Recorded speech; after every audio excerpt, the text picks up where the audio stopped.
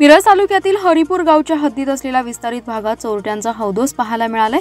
मध्यरात्रीच्या सुमारास अज्ञात चोरट्यांनी 2 बंगले फोडून घरफोडी करत 40 तोळे सोन्या चांदीचे दागिने आणि 2 लाखांची रोकड असा एकूण सुमारे 20 लाखांचा मुद्देमाल लंपास केलाय।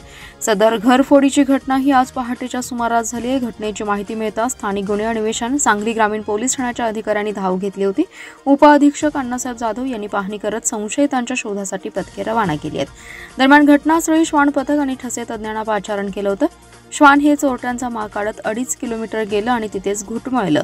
या प्रकरणी प्रशांत प्रदीप कुमार अडसुळे यांनी सांगली ग्रामीण पोलीस ठाण्यात फिर्याद दिली आहे। गोंदवलेकर महाराज मठ आणि स्वामी समर्थ महाराज मठ या ठिकाणी चोरट्यांनी चोरीचा प्रयत्न केल्याची माहिती पोलीस निरीक्षक राजेश रामाघरे यांनी दिली आहे। प्रशांत अडसुळे यांचे वडील प्रदीप कुमार हे आजारी असल्याने त्यांना मिरज येथील रुग्णालयात उपचारार्थ दाखल करण्यात आलं होतं। त्यामुळे घरातील सर्वजण रविवारी रात्री बंगल्यास कुलूप लावून रुग्णालयात गेले होते।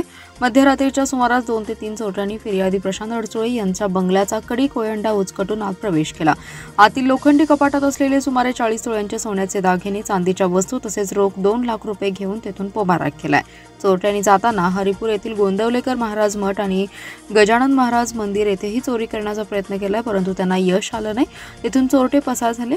यावेळी श्वान पथकास देखील पाचारण करण्यात आलं। फिर्यादी प्रशांत अडसुळे यांच्या घरापासून गोंदवलेकर महाराज मठापर्यंत श्वान पथकाने माग काढला, परंतु नंतर ते परिसरातच घुटमळले। रविवारी मध्यरात्री एकाच वेळी 4 ठिकाणी चोरट्यांनी अक्षरशः धुडगूस घातल्याचं पाहायला मिळाले।